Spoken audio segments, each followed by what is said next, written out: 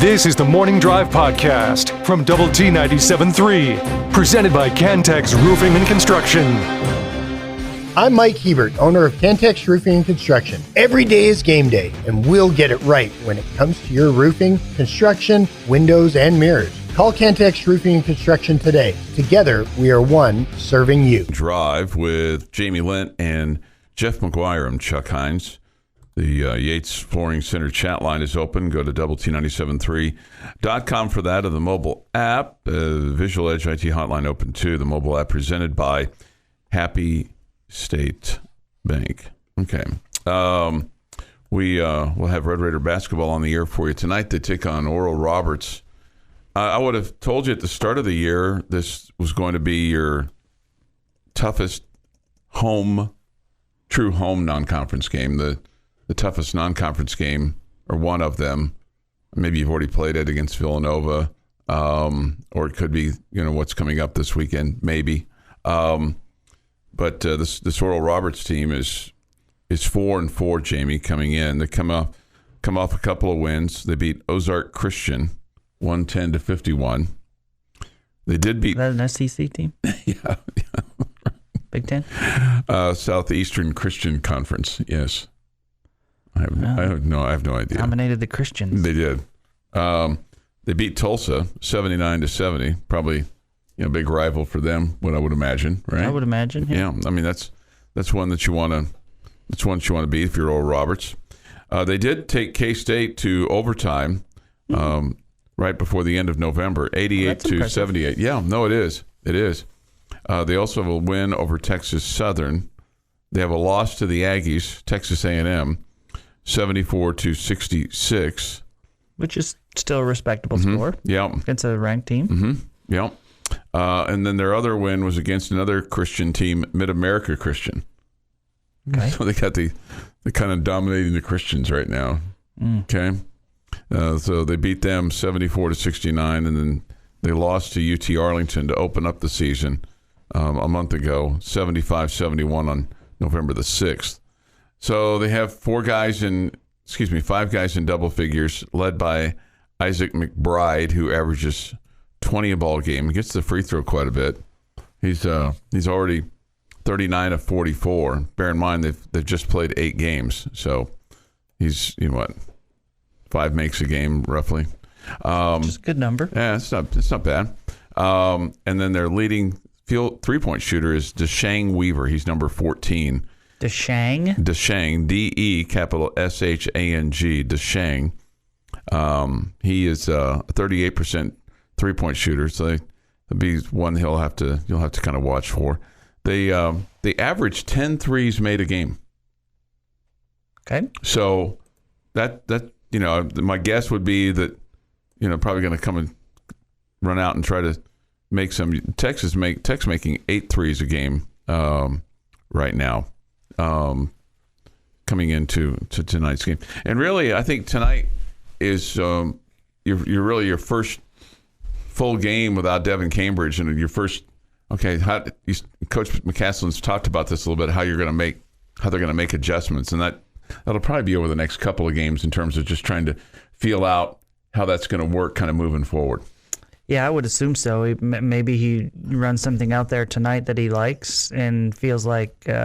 Hey, this is great. We're just going to keep rolling with that. Or he says, let me try. I tried this night. Let me try this in the next game. And maybe even through the course of the game, you can change things up, right? Mm-hmm. So there's probably a little bit of a feeling out process to figure out exactly who he wants in that spot and who meshes well together, all those good things. Yeah, because, coming up, you'll have, Vanderbilt and Fort Worth. And then another common opponent that you'll have with Oral Roberts is UT Arlington. You'll play them December the 21st, so right before Christmas. And then coming out of Christmas, it's Sam Houston and North Alabama before you take on Texas. So, make it stop. Well, it's going to. Make it stop. It's going to. That January 1st game will be the last of those, okay? Just get me to Big 12 play. Yeah, I understand.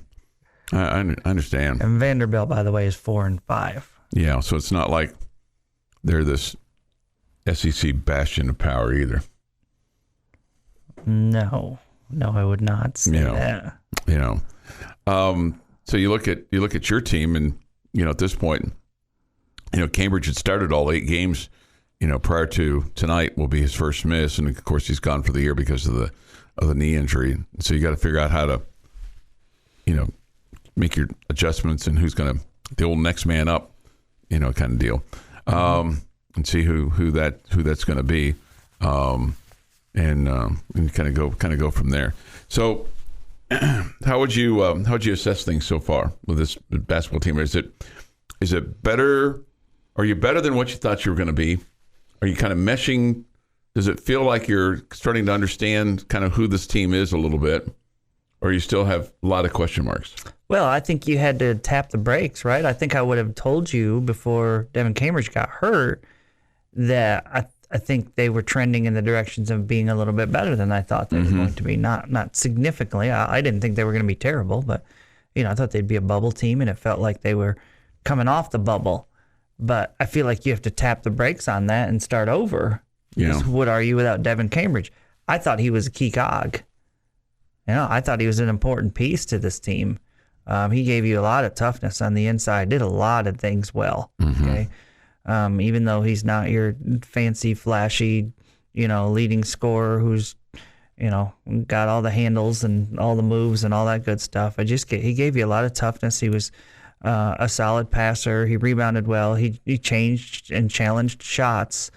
I liked his game a lot. So I felt like, veteran leadership, all the above was there from him. And that's a big blow. And I'm not saying you can't overcome it. We just have to see that first. Yeah, he was doing a lot of nice things for you. I mean, he was averaging 10.5 points a game.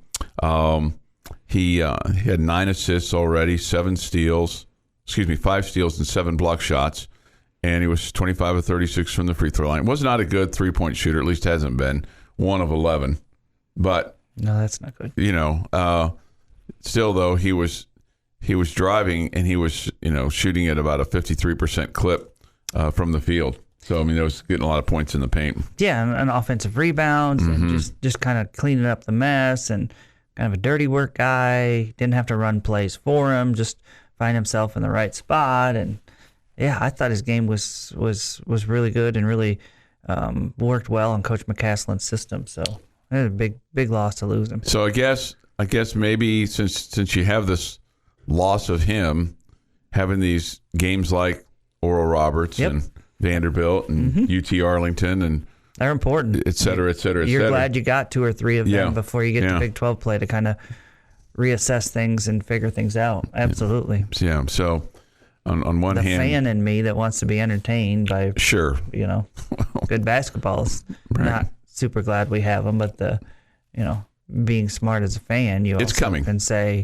also can say, okay, well, it's good that we've got a few weeks to figure it out. Yeah, it's coming. It's coming.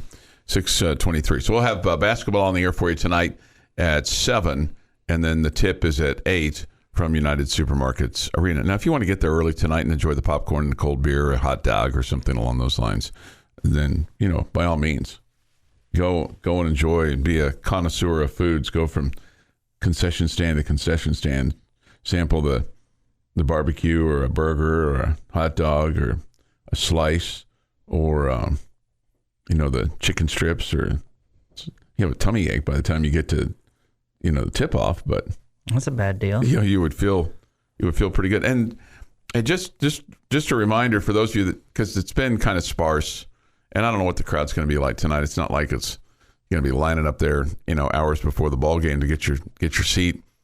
But if you are sitting in the upper deck, just a reminder that they use the air conditioners to cool off the arena for the folks that are below us. So just it might behoove you to take a jacket with you, because sometimes it gets a little chilly up there. Okay, in the upper deck. Okay. It was funny last week with Omaha coming in. I was sitting in our seats, and this guy stood behind me and was blocking the air conditioner. I was like, oh boy, that feels good. And I turned around to him and said, Can you stay in? Can you just stand there the whole game? But no, they wanted to use their seats too. The Morning Drive podcast from Double T 97.3 is presented by Cantex Roofing and Construction. A brief diversion. Get off the road to Shreveport exit here just a second, because this really surprised me. And not that it takes a whole lot to surprise me, because I kind of get surprised pretty easily. But usually when you have teams that are of a pedigree, right? When you think about championship teams, and I'm talking about teams that have long-standing, like the Yankees or like the Celtics, or in the NFL, the Patriots. Okay, certainly of recent time, and you would also put the Cowboys in there, and you would, even though they haven't won something in 30 years, and the 49ers, and you get the drift. And another team you put in there is the Los Angeles Lakers. So the Los Angeles Lakers won the in-season tournament, right? They have 17 NBA championships, 17 banners that they now hang in their arena that they call crypto.com, okay? It used to be Staples Center, and I can't remember what it was before that. I think it was something else in between. Anyway, they're going to hang a banner for their in-season tournament victory, Jamie. Okay. It's going to be a different kind of color, and this will be the only one they hang for future in-season tournament championships. They'll just put the year on there. Okay. They'll just put the year on there. I don't think we collectively should be criticizing hanging a banner for something that somebody won when we held a banner for a tournament that didn't happen. I know, but we were all critical of that. Yeah, we were. None of us had anything to do with that banner hanging. Yeah. And all three of us said that we hated that the banner was hanging. Yeah. Absolutely. But the banner I still hung. don't think there's a reason to be critical of the Lakers for hanging this banner at all. Chuck clearly does. I just thought it was interesting for a team that has the pedigree that they do, that they would do this. I mean, I could see the Kings doing this, or the Utah Jazz doing this, that have never won one, or any host. It's like if the San Antonio Spurs had done this, I just was surprised that they were doing this, because they're usually a team that just, hey, we win championships and that's what we do here. That's it. I mean, they can do whatever they won an in-season championship. Okay. I thought maybe you would. They're not making a bigger deal out of it than the others. It's just going to be years that they won this tournament. Then we'll see how long this tournament lasts. Yeah, right. That's the other thing we got to figure out here. But celebrate what you've done. Okay, it's going to be a different color and shape than the existing gold NBA championship banners that line the rafters. Right. It's not going to have its massive size that that lists a year that they won a title. Yeah. So okay. All right. I thought it was a little odd. I thought for a team like them, this would be something that they wouldn't do. We have been critical in the past of Texas Tech doing a better job of telling their story. The Lakers are just telling their story. We've been critical of encouraging the university to do a better job. You need to do a better job. Yeah, then we're starting to see that. I just like I said, I was just surprised that they were doing this, given the success that they've had going back to the 60s. That they would. I just wonder how Magic or Kareem or Jerry West or... As of right now, they're the only franchise that's won the in-season tournament. That's correct. I think I might agree with you if it was the same banner as what you get for these other NBA titles. Okay. Right. Well, but it's like one banner that's going to have little numbers of the years, whatever. Yeah. I feel like they're showing it significantly less than a regular championship. Oh yeah, there's no doubt about that. I mean, so I feel like that's the right. What's the term I'm looking for? The right balance, mix, whatever of making that. Like, hey, we're happy we did it, but it's not like winning the title in June. Okay. All right. I thought it was odd. Yeah. That's it. And then there's the other part of it that it's like, I have enough confusing things about the franchises that I care about. I'm like, whatever the Lakers want to do, have at it. Just whatever you want to do. It's not for me to worry about. I just thought they were. I always kind of felt like they were above things like that. Like they didn't really make a big deal out of winning the division or anything like that. Making the playoffs. I mean, it's just like that's the floor of what we do here. Yeah, I think your comment's fair there.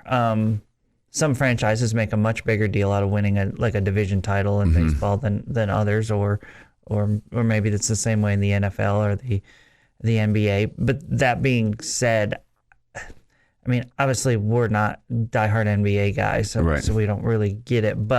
And so the whole NBA in-season tournament, to steal a Chuck Heinz term, seems a little tricked up. Okay. But I feel like I'm rubbing off on you. No, I mean, I used your term. Yeah, no, right. I'm talking to you. But, okay. I feel like if we're being fair, probably the people that are diehard and into the NBA, this was way more entertaining and fun than you and I and Jeff found it. Yeah. But we're not NBA fans. Right. It's just not our So those that are in the NBA circles and all that, it was a big deal to win this tournament. Yeah. Okay. All right. Just like I said, just a little detour. I mean, it's like if you went to the Maui Invitational and you won that, would you be stoked that you won it? Would your team and your fan base be sure, stoked? but you probably shouldn't hang a banner. No, you don't hang banners for it, but you'd be stoked that you won it. So yeah, you're probably right about that. 6:40 this morning here on the morning drive. We will continue our discussion of sports, your thoughts, your comments, your reactions to things. If you had anything exciting happen over the last few days, you want to share it with us. It's end of year time, so if you won anything, like any employee of the year kind of thing, or you want to celebrate your success and kind of beat your chest a little bit, then hey, by all means, hang your banner with us right here on the Yates Flooring Center chat line. Okay, your own little private banner. It's open. Go to the Double T 97.3 mobile app presented by Happy. Your daily dose of sports and fun. This is the Morning Drive Podcast from Double T 97.3, presented by Cantex Roofing and Construction. Thank you for being with us today.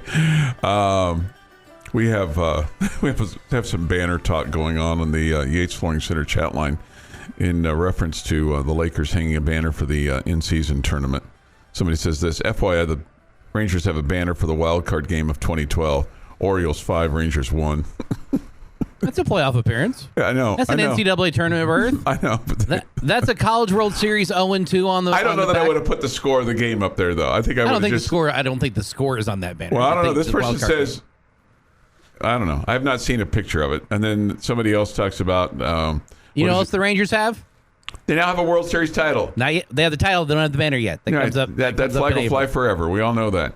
What is your feeling on the Bob Knight banner? Since most of those wins are not at Tech. No, I thought that was. I think that's fine. I mean, number 900 was here. Yeah, that's what it's celebrating. Yeah. I have no problem. With that. That's kind of how I feel. Yeah. I mean, he broke the record with us. Yeah, so it's fine. We're not, and nowhere did we claim all of these are here. Yeah, we didn't claim his 3 national championships to go with his.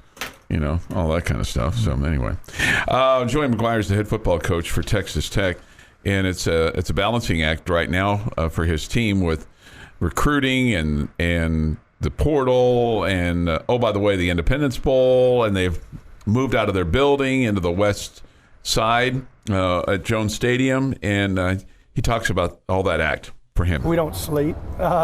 No, it's this is the world we live in right now. December is probably the busiest time of year. I would rather have it that way. I know some guys, I actually heard the SEC commissioner talk about, moving the signing day back, and I don't want that. I want to get my guys signed, and then January, after the bowl game, after everything's over, be able to just go out and recruit underclassmen and take a deep breath. And so right now, literally, we're 24/7 between visitors and practice and bowl prep, and the good thing is our guys are excited. We've had really good practices. We'll have another practice tomorrow, then we'll be off Sunday, and then we'll practice again on Monday and Tuesday and travel on Wednesday. I think that makes a lot of sense. I think anybody that's in and let's face it, recruiting is selling. It's just it's another aspect of that. And National Signing Day is just another example of having somebody make a commitment to you. It's similar to like buying a house or a car, or whether it's whatever it is that you sell. Somebody makes a commitment, and there are some people that you do a handshake with, and there's many people that you might do a signature with, and that just it formalizes everything and removes the ambiguity. And I think by having the early signing period, it just feels like, and we've talked about this a little bit before, you have less shenanigans with recruiting. And you hope that kids have made the decision to go to the school, whether it's based on opportunity to play, proximity to home, legacy, their parents or grandparents or uncles or whatever, aunts, the feeling that this is a good fit for them academically, because let's face it, not everybody that goes to play Division I football or any sport is going to go on and play professionally. I mean, look at Taj Brooks. I mean, he makes the decision to come back to Texas Tech because he didn't get the draft grade that he wanted. And now there's an opportunity for him to probably make, some money, obviously through the Matador Club or whatever kind of name, image, and likeness deal that he can kind of put together, however it works. So clearly it was an opportunity for him to come back and contribute, have a legacy, because he'll leave now probably the all-time leading running back rusher in Texas Tech history.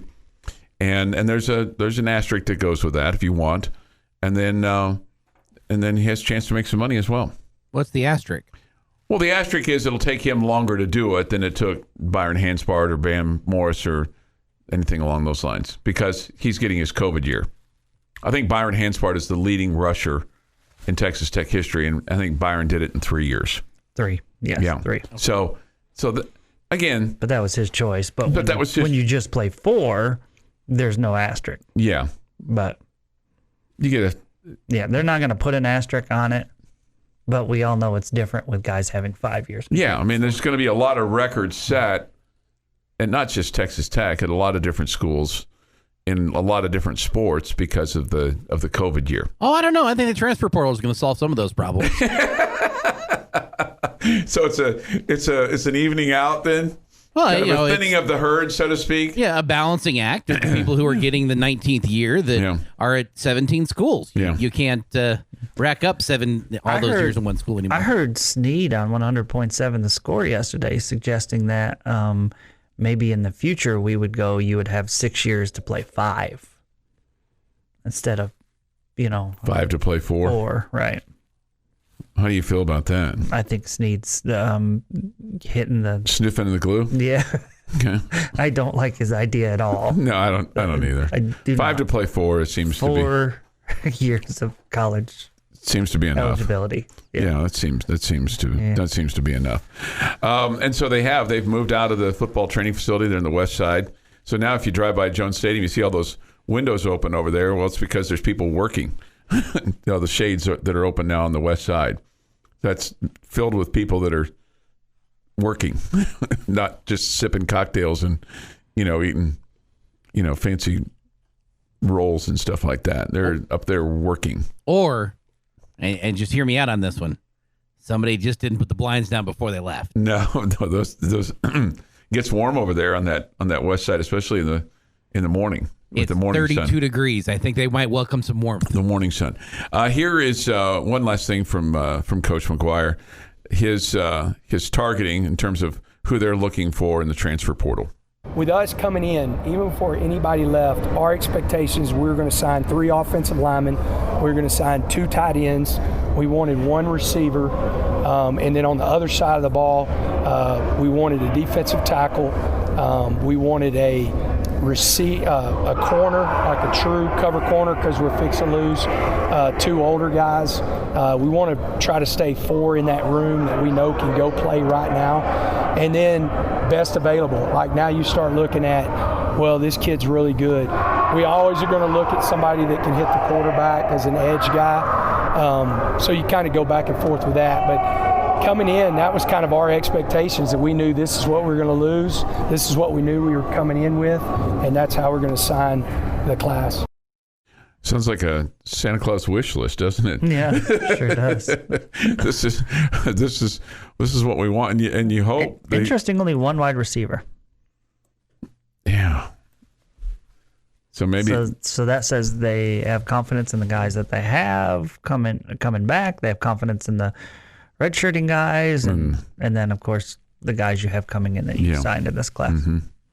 Yeah. So, but maybe if somebody just popped up, you never know. Would they take that person? So it is kind of craziness for them right now as they try to get to next week and get. And the other thing and maybe this is, I don't know if this is good or bad or in between, but once you kind of get the bowl game out of the way, then you still have a few days left before the early signing period, and that I would imagine the recruiting that's going on right now for the portal guys, your signing class is done unless somebody kind of comes in at the last minute and says, "Hey, upon further review, I want to come here." Right. The last minute, hat switching and all that kind of stuff. That seems like that's kind of gone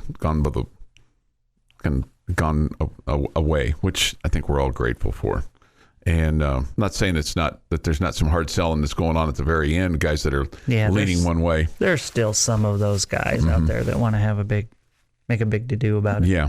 But I mean, the getting the switcheroo, it's I think it becomes harder and harder to do that, especially with the money that's involved. There was a reason why we never saw that in college basketball over the years. It was because those deals were already done, okay? And maybe a reason why we're seeing less of that in college football, because those deals are already done before we get to signing date. 7:25, Jamie's question of the day is next. Your daily dose of sports and fun. This is the Morning Drive Podcast from Double T 97.3, presented by Cantex Roofing and Construction.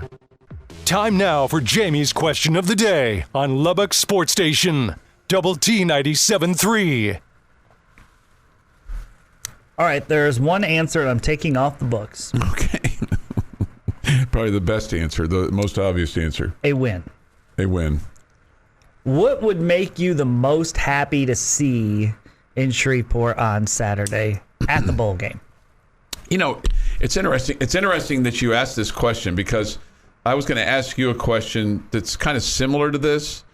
So I'll kind of give you my thought on this. I think what I would love to see I would love to see the offense purr like a smooth engine, and by that I mean where you had like some continuity, where you had a mixing up of the run and the pass, where it felt like that it was kind of all running on all cylinders, so to speak, where there wasn't any question coming out of the game of why we didn't do this, or why did we do this, or oh my God, here we are, fourth and forever at our own 22-yard line, we're going for it again just so we can bail ourselves out.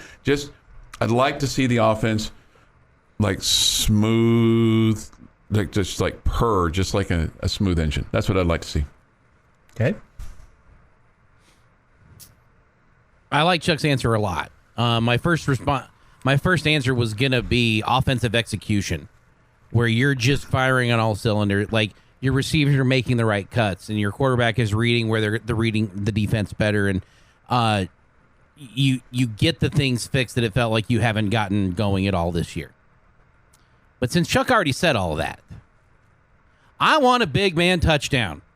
I want a defensive lineman to do a scoop and score and do the worm in the end zone. A worm. Okay. Do the worm. Big man touchdown time. Wow, scoop and score. I got one of those in the Cowboys-Eagles game. Like Tony Bradford or Jalen Hutchings. Insert big man. It can be, for all I care, an offensive lineman doing it. You can run an eligible, make one of them eligible for a pass and have him go out and catch it. Big man touchdown time.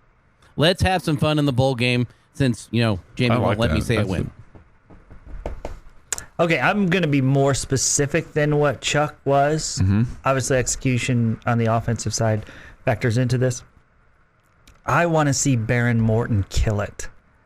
I want to be confident heading towards next football season that we got to do it. Mm-hmm. Okay? I feel like I was more confident in Baron Morton after seeing him last year than I was this year. And obviously his constant injuries factored into that. Sure. Mm-hmm. Okay? But I just want to come out of this game feeling like, hey, we all know who the starter is. That no matter what, we're all going to know that for next year. But I would just like, and we got a guy. Mm-hmm. We got a guy. We're really confident in that guy. And so I want to see Baron Morton play really well in this game. And that comes from making strong throws and showing you his arm, but also making sound decisions. And, being able to read defenses and make the right checks at the line of scrimmage and all that good stuff. Okay. A couple things here from the Yates Flooring Center chat line. And I agree with you because I think if you did, then that would, if he did that, then everything else would kind of go with that, right? I just think that we would all feel better moving towards next year. Like, okay, we'll wonder about the offensive line or whatever, or I wonder how they're going to replace Bradford and Hutchins. But, man, at least we know we got a guy at quarterback. Yeah. No. And there have been times coming out of bowl games where we have felt that about the quarterback. Last year. Yeah. And then in previous years, too. There have been previous times. I want to say there was an Alan Bowman year or a Davis Webb. Davis Webb is the one. Davis Webb. State, That's the big one. Mm-hmm. Syntax Hank says this offense is smooth as Tennessee whiskey. I am not a whiskey drinker, so to me, whiskey never really seems to go down smooth. Jeff, are you a whiskey drinker? I am a fan of when the liquor is brown. Yes. Okay. I don't know what that means. Whiskey, is brown. bourbon.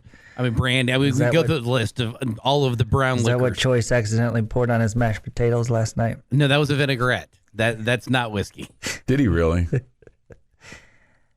Well, I mean, let's be honest. Okay, it was sitting in front of the mashed potatoes, and it looked like brown gravy. Okay, but it was near the salad too. And you could see why a whole bunch of people, they were not the only ones, but you could see why a whole bunch of people thought that was brown gravy. I think the meal was great, but I think our caterers could have done a better job organizing where they put stuff. the table. Labeling. Label. How about label? Yeah. It seems to me like that would be a good skill set for you. Labeling? No, to organizing. Jamie's a good organizer. Everything's in order. I try. I bet you like if the Lents were to sell their home, like today, let's just say for whatever reason, you called the missus and said, hey, we're going to sell the house. I've got a realtor coming by right now to assess the home. You wouldn't have to do any cleaning or straightening for the house to be shown today. Like somebody could walk in today and go through your house and go, oh, I'll take this. I wouldn't say any cleaning or straightening. We do have 2 daughters in the house, and a dog. And a dog. Who has more dog toys than any dog on earth for some reason. Probably need to vacuum. Yeah. No, they don't need to vacuum. They have a dog. They probably need to vacuum. Mrs. Lent would want to vacuum. Yeah. I agree with Chuck with the added thought that the purring include a minimum of going for it on 4th down. Gain first downs on 3 or less plays each time. How about some offensive creativity? Oh, I feel like that's been lacking this year. And we've seen, I don't know why this year it's been such a ghost town in that regard, because Kitley had some creativity the year before. Well, maybe it's the personnel that you didn't have this year that you had last year, and that's a possibility. But that would be some fun things. I want to leave the game asking why we didn't play the young receivers all season. Yeah. That would be good, because that would give you a lot of hope for those guys next year. Yeah. Yeah, I think that's a good answer. Yeah. Let's see here. Lubbock Realtor says, just tuned in. You selling your house, Chuck? No, I'm not. But thanks for asking. Oh, man, Lubbock Realtor. He's trying to sell Jamie's house, though. Lubbock Realtor. Imagine how many people would be dying to buy the Chuck Heinz house. It's going to take him a month, though, to clean out the garage. This is the Morning Drive Podcast from Double T 97.3, presented by Cantex Roofing and Construction. At 9 this morning, end of the bench on 100.7 The Score with Choice and Jeff. And then bottom line today at high noon, of course, Tech Talk leading you into Red Raider basketball tonight at 8 is the tip time. The pregame coverage is at 7 o'clock tonight here on Double T 97.3. And, one of the things, I hope this is not a trend. I hope this is a function of the schedule, because I have to believe that it is. But we need fans to start showing up in their seats, because it's been lean. And I realize that when you're playing the Texas A&M Commerces of the world and the Texas A&M Corpus Christi's of the world and the, Omahas of the world, and you're having to do research on what did they used to call this team? You got North Alabama coming up, and you got, Oral Roberts tonight, which is maybe the highlight of the non-conference schedule. But I hope that we find our way to the arena, once Big 12 play comes, because it has not been this. It's been sparse, to be quite honest with you, at the arena for the men's games. I mean, you just touched on it. You know what the reason is. Yeah, right. I don't think that anybody is not interested in this basketball team. Mm-hmm. I don't think that anybody is, we don't like this basketball team anymore because Right. Mark Adams is gone, or I don't like Grant McCastle. I don't think that's it at all. If you have some of these games and you throw us a bone every once in a while, I still think people show up. Yeah. This stuff is a beat down to watch. Okay? It a is. beat down to watch. And people are not going to let it interrupt they're not consistently going to let it interrupt. They may go to every other one or every third one or whatever, but they are not going to consistently go to not be entertained. And when you're playing teams that you walk into the gym knowing you're going to win by 30, you're not entertained. Okay, you may love the sport and you may love the Red Raiders, which we all do, and you absolutely know. Okay, well, I'll go support my Red Raiders by sitting at the house and cheering them on. Yeah. Okay. No, I think all that's fair. You can't blame. I mean, I'm just not blaming it on the fans. You got to every once in a while do something. Sure. You have to make some attempt to think about your fans. Okay. I get that you get these big games and you challenge yourself at neutral sites and in Hawaii and all over the world. Yeah. Okay. Whatever. I get it. I understand it. And you can't play a tough team every game, but you have to bring in somebody that the fan base has some interest in beating. Yeah. Somebody. It could be SMU or New Mexico. It doesn't have to be Duke or North Carolina. Bring in somebody that the fan base actually goes to the game wondering, okay, are we going to win or lose? No, I agree with you. And the one thing that's kind of surprised me, because in recent years, you've been able to engage at least the student section into coming to these cupcake games, so to speak. Engage them into? By saying to them, you're going to have a seat for the Big 12 games that you really want to go to, i.e. Texas or Kansas State or Oklahoma State or Baylor or whomever, that by you coming to this game, you come to all the games, we're going to guarantee you a seat for these Big 12 games that really mean something. And even the student sections seem to be kind of benign this year. Yeah, and there's a little bit of me that doesn't understand that, just because you're a college kid, and I mean, I know you got classes and you got to study and all that kind of stuff, but that's the fun stuff to do when you were in college, right? To go to games. Sure, all that. So absolutely. maybe I understand that a little bit less. Like the opponent doesn't matter. And you're supposed to go to the game for your team, not for the other team. Yeah. But, I mean, when you fully well know, we could just scrimmage ourselves and it would be more entertaining. Absolutely. No, Okay. I mean, I agree with you. I mean, in other words, to me, I think it's a disservice to play Vanderbilt in Fort Worth. I do not understand it. Do a home and home with them. And maybe this was the only way that you were going to be able to play them, is to play them in a neutral site. But I just absolutely hate it. I don't understand that. Why would the two schools say, okay, I get that somebody organized this thing and invited them to go play this game. Okay. But why would these two schools that agree to play on a neutral site, why would they feel like it's completely unnecessary for them to do a home and home one year and the next year? Why would the athletic directors or the head basketball coaches saying, Yeah, I'll play them in a neutral site, but we are not playing them at home, or we are not going to their place. I don't know. Would you not want to see your team to have a true road game or two? Yeah. I know you had one, okay?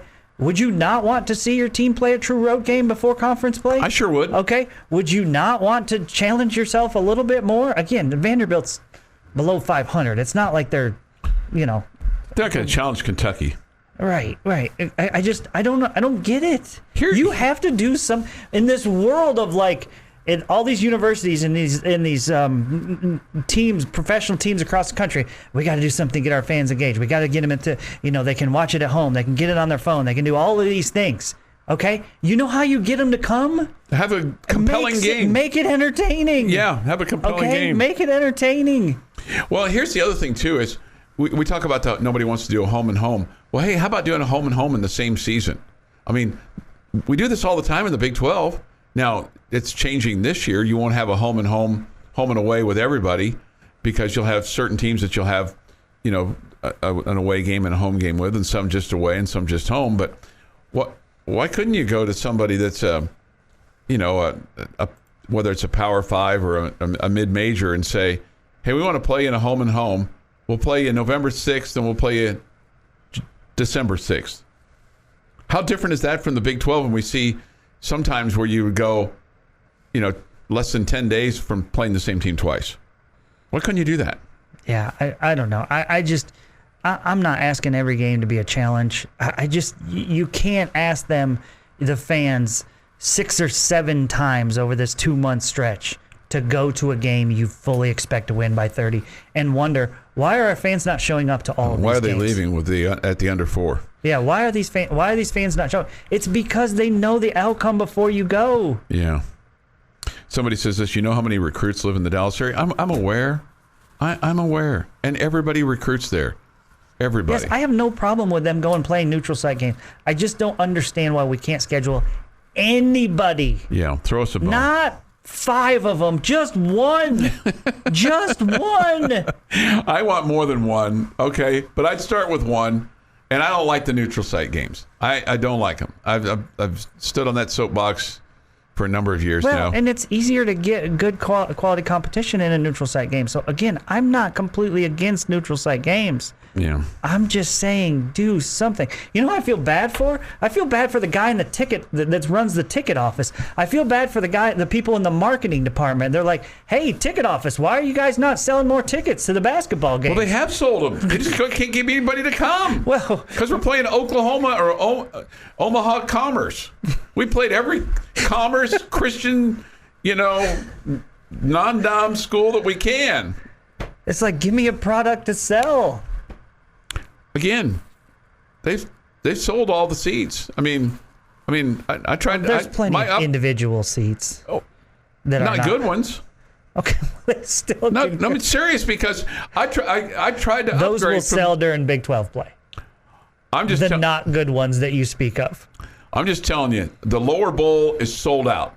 Okay, the upper deck I tried to upgrade my reserve seats.